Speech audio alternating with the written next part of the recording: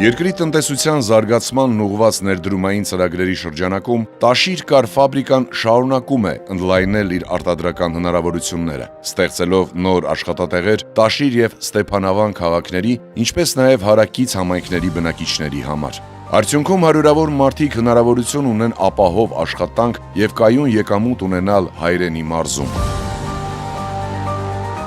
Լոռու մարզում արտագաղթի նվազեցման եւ հատկապես կանանց զբաղվածության մակարդակի բարձրացման նպատակով ազգային ժողովի նախկին падգամավոր Կարեն Կարապետյանի եւ ազգային բարերար Սամվել Կարապետյանի նախաձեռնությամբ եւ ներդրմամբ գործարկված ֆաբրիկայում պարբերաբար իրականացվել են արդիականացման եւ ընդլայնման աշխատանքներ։ Այն դիտարկվում է որպես սոցիալական նշանակություն ունեցող արտադրական կենտրոն, քանի որ շահույթ չի հետապնդում։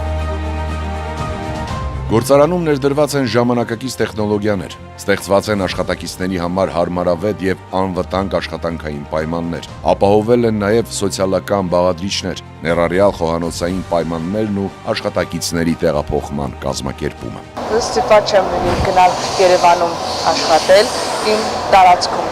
իմ գործը կգտնեմ կաշխատեմ։ Այստեղ պայմանները շատ լավ են, եթե լավ չլինեին, իհարկե չէին գա, գոհացնում են։ Խորհուրդ եմ տալիս բոլոր կանանց, որ կարող են գալ աշխատեն, որովհետև հիմա աշխատանքի տեղ կա, մարդիկ լավ արձադրում են, հոգում են լրիվ մեր